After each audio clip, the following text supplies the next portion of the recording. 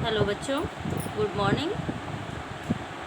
नागरिक शास्त्र में अध्याय 4 के अंतर्गत हम लोग जाति, धर्म और लैंगिक मसले के विषय में अध्ययन करेंगे। इस अध्याय में हम 3 प्रकार के सामाजिक मतभेदों का अध्ययन करेंगे जो सामाजिक विभाजन और असमानताओं का रूप ले लेते हैं।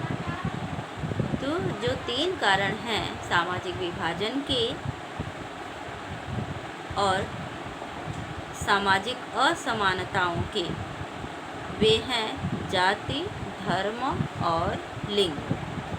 जैसा कि हम सभी समाज में रहते हैं और समाज में रहते हुए हम सभी ने देखा है, अनुभव किया है कि सामाजिक विभाजन का कारण क्या होता है। मुख्यतः जाति, धर्म और लिंग को आधार बना करके ही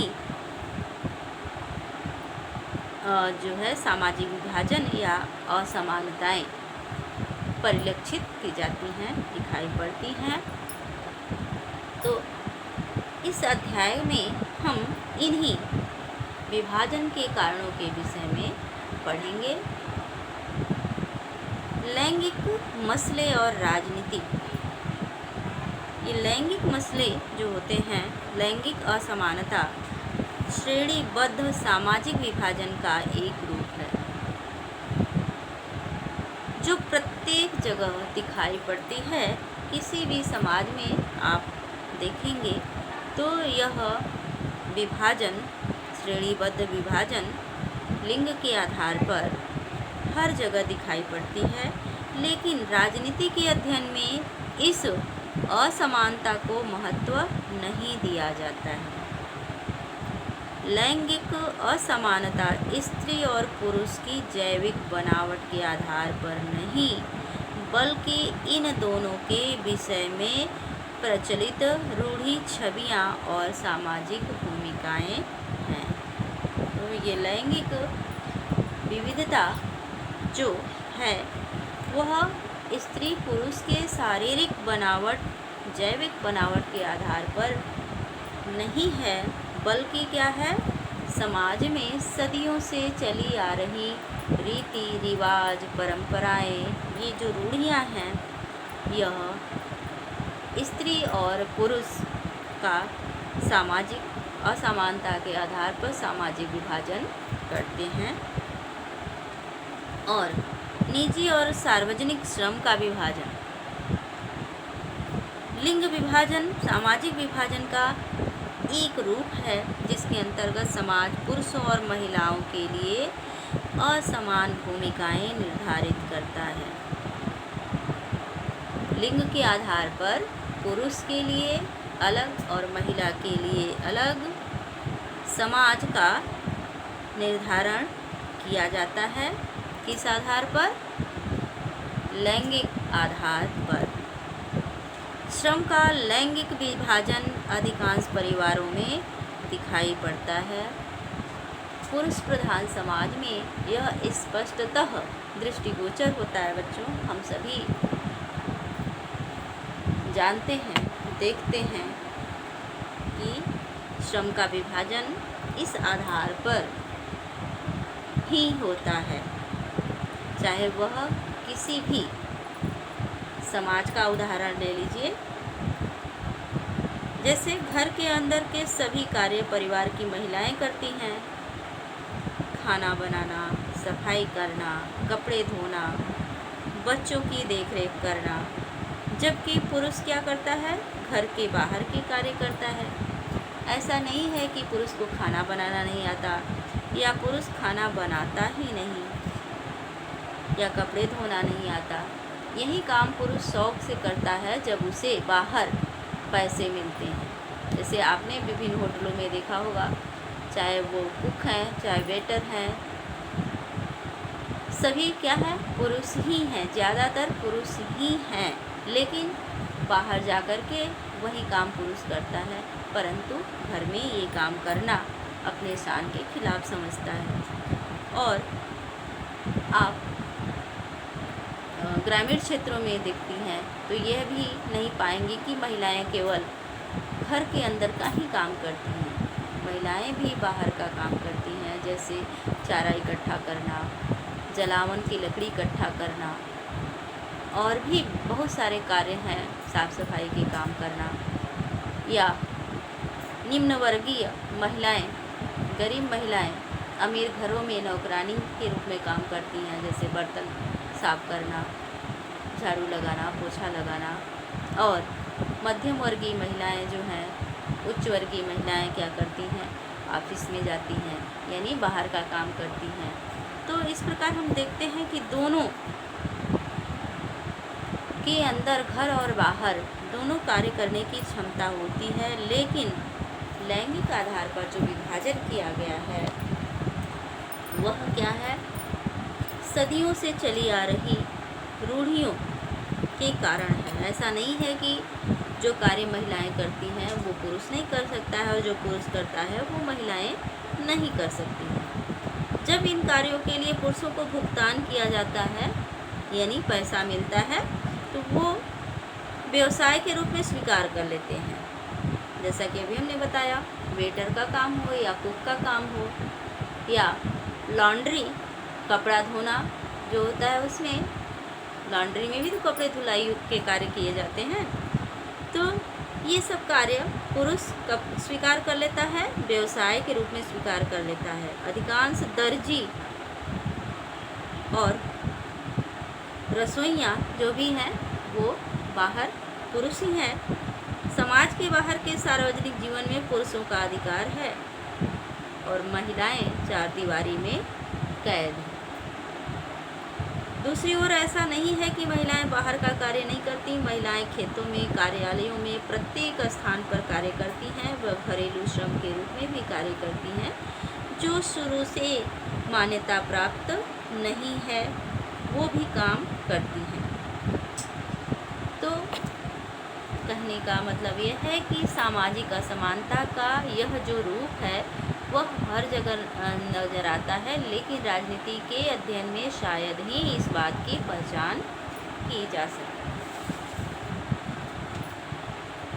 और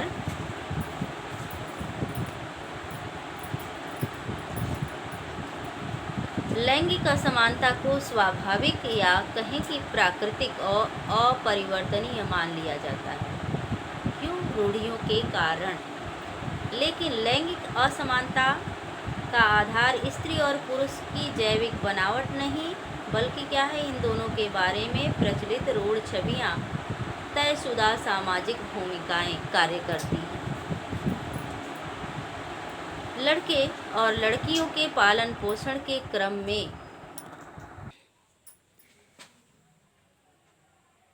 यह मान्यता उनके मन में बैठा दी जाती है कि औरतों की मुख्य जिम्मेवारी गृहस्थी चलाने और बच्चों का पालन पोषण करने की है। यह चीज़ अधिकतर परिवारों के श्रम के लैंगिक विभाजन से झलकती है। औरतें क्या करती हैं? खाना बनाना, सफाई करना, कपड़े धोना, बच्चों की देखरेख करना आदि, जबकि मर्द घर के बाहर का काम करते हैं। ऐसा भी नहीं है कि मर्द ये सारे काम नहीं करते हैं, जैसा कि अभी हमने समझाया। अब किताबी भाषा में लाइन बाय लाइन पढ़ के समझा रहे हैं। दरअसल पुरुष सोचते हैं कि ऐसे कामों को करना औरतों की जिम्मेदारी है, पर जब सिलाई कटाई से लेकर इन्हीं सारे कामों के लिए पैसे मिलते हैं तो मर्द खुशी खुशी यही काम घर के बाहर करते हैं। अधिकांश होटल रसोइयाँ पुरुष है। इसी प्रकार औरतें घर के बाहर का काम न करती हों ऐसा भी नहीं है। गांव में स्त्रियां पानी और जलावन जुटाने से लेकर खेत में भी काम करती हैं। शहरों में भी हम देखते हैं कि कोई गरीब स्त्री किसी मध्यम वर्गीय परिवार में नौकरानी का काम कर रही है और मध्यम वर्गीय स्त्री काम करने के लिए दफ्तर जा रही है। तो अधिकतर महिलाएं अपने घरेलू काम के अतिरिक्त अपनी आमदनी के लिए कुछ न कुछ काम करती हैं, लेकिन उनके काम को ज़्यादा मूल्यवान नहीं माना जाता और उन्हें दिन रात काम करके भी उसका श्रेय नहीं मिलता। श्रम के इस तरह के विभाजन का नतीजा यह है कि औरत तो घर की चारदीवारी में सिमट के रह गई और बाहर का सार्वजनिक जीवन पुरुषों के कब्जे में आ गया। राजनीति में औरत की भूमिका नगण्य रही। यह बात अधिकतर समाजों पर लागू होती है। जैसे आप लोगों ने 9th क्लास में पढ़ा है नात्सीवाद और हिटलर। तो हिटलर जर्मनी का तानाशाह था और वह क्या करता था कि जो औरतें अधिक से अधिक विशुद्ध जर्मन बच्चे पैदा करती थी उन्हें पुरस्कृत करता था और जो चारदीवारी से बाहर निकलना चाहती थी उनको वह मरवा दिया करता था। वह औरतों को चारदीवारी में ही रखना पसंद करता था और कहा करता था कि औरतों का काम केवल बच्चे पैदा करना है, उनका पालन पोषण करना है। इसके अतिरिक्त राजनीति में किसी भी प्रकार का हस्तक्षेप वह औरतों का बर्दाश्त नहीं करता था। तो केवल हम यह पाते हैं कि केवल किसी एक समाज में नहीं बल्कि विश्व के सभी समाजों में यह रूढ़ियाँ प्रचलित थीं। यह बात अधिकतर समाजों पर लागू होती है। पहले सिर्फ पुरुषों को ही सार्वजनिक मामलों में भागीदारी करने, वोट देने या सार्वजनिक पदों के लिए चुनाव लड़ने की अनुमति थी। धीरे धीरे राजनीति में लैंगिक मुद्दे उभरे और फ्रांस में सर्वप्रथम महिलाओं द्वारा राजनीति में भागीदारी को लेकर के आंदोलन प्रारंभ किया गया था। यहीं पर पहली बार फैक्ट्री एक्ट भी बना था। यहीं पर महिलाओं को वोट डालने का अधिकार प्राप्त हुआ। बहुत सारी महिलाओं के अधिकारों की मांग करते हुए गुलेटिन पर चढ़ा दी गई थी। तो दुनिया के अलग अलग हिस्सों में औरतों ने अपने संगठन बनाए और बराबरी के अधिकार हासिल करने के लिए आंदोलन किए, जिसमें फ्रांस की महिलाएं पहले नंबर पर थीं। विभिन्न देशों में महिलाओं को वोट का अधिकार प्रदान करने के लिए आंदोलन हुए। उनके लिए शिक्षा तथा रोजगार बढ़ाने की मांग की गई। इन आंदोलनों ने औरतों के व्यक्तिगत और पारिवारिक जीवन में भी बराबरी की मांग उठाई और इन आंदोलनों की नारीवादी आंदोलन कहा जाने लगा। क्या नाम दिया गया? महिलाओं द्वारा अपने हक के लिए राजनीति के क्षेत्र में, सामाजिक क्षेत्र में, आर्थिक क्षेत्र में जब आवाज़ उठाई गई तो नारियों द्वारा चलाया जाने वाला आंदोलन नारीवाद आंदोलन के नाम से विभूषित किया गया। आज हम वैज्ञानिक, डॉक्टर, इंजीनियर, प्रबंधक, कॉलेज और विश्वविद्यालयी शिक्षक जैसे पेशों में बहुत सी औरतों को पाते हैं, जबकि पहले इन कामों को महिलाओं के लायक नहीं माना जाता था। दुनिया के कुछ हिस्सों जैसे स्वीडन, नॉर्वे और फिनलैंड जैसे स्कैंडिनेवियाई देशों में सार्वजनिक जीवन में महिलाओं की भागीदारी का स्तर काफ़ी ऊंचा है। हमारे देश में आज़ादी के बाद से महिलाओं की स्थिति में कुछ सुधार हुआ, पर वे अभी भी पुरुषों से काफ़ी पीछे हैं। हमारा समाज अभी भी क्या है? पितृ प्रधान समाज है। औरतों के साथ अभी भी कई तरह के भेदभाव होते हैं, उनका दमन होता है और स्वतंत्रता से पूर्व तथा स्वतंत्रता के पश्चात ब्रिटिश भारत एवं स्वतंत्र भारत की सरकारों द्वारा महिलाओं के उत्थान के लिए विभिन्न अधिनियम पारित किए गए और इसका लाभ महिलाओं को मिला भी।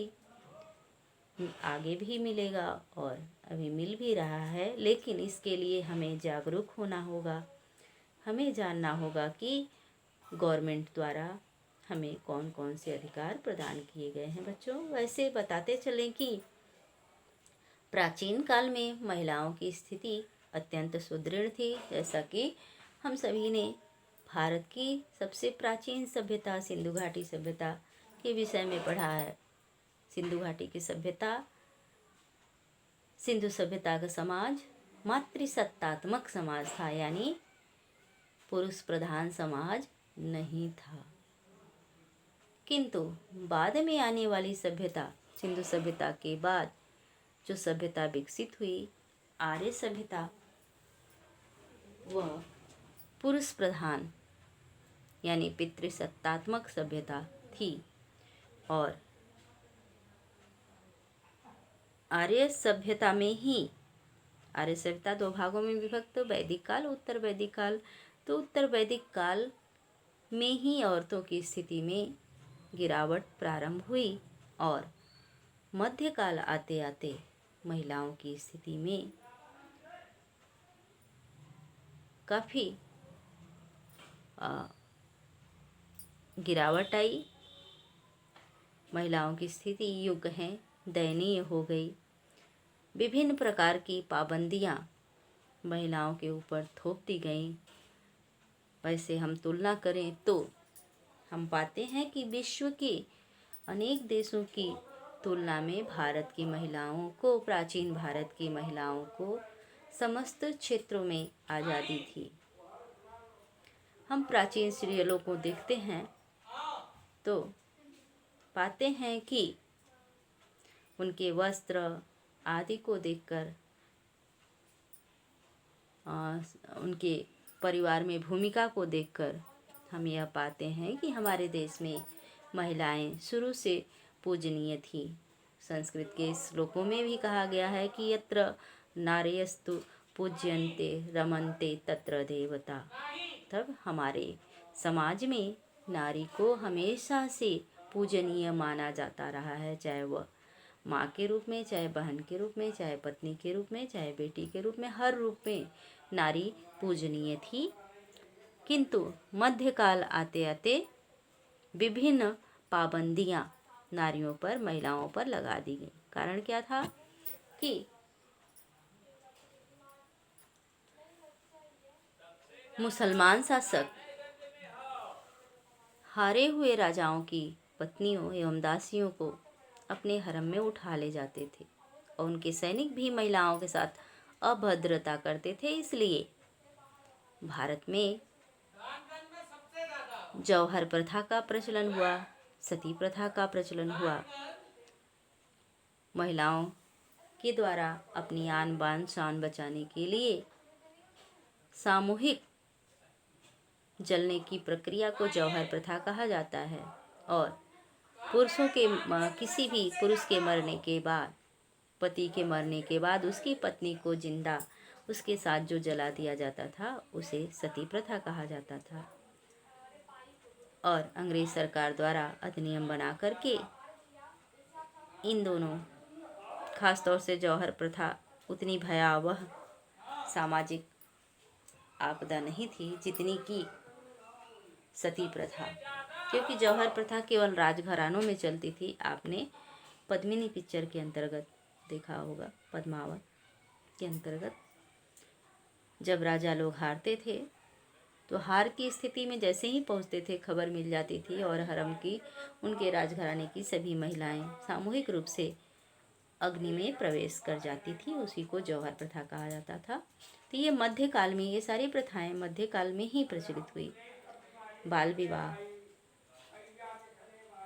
पर्दा प्रथा, जौहर प्रथा, अशिक्षा, ये सारी जो बुराइयां थी वह जो है मध्यकाल में भारतीय नारियों के सिर पर थोप दी गई थी, लाद दी गई थी। जबकि हम प्राचीन काल में देखते हैं तो बहुत सारी विदुषी महिलाएं हैं जिन्होंने वेदों की ऋचाएं भी रची हैं। तो कुल मिलाकर के हम यह कह सकते हैं कि हमारे देश में अन्य देशों की तुलना में महिलाओं की स्थिति काफ़ी अच्छी थी। दरबार में भी महिलाएं बैठती थी और पितृप्रधा। अब हमारे देश में क्या है, आज़ादी के बाद की बात कर रहे थे हम कि महिलाओं की स्थिति में कुछ सुधार हुआ, पर वे अभी भी पुरुषों से पीछे हैं। जैसा कि हम सभी समाज में रह रहे हैं, जानते हैं।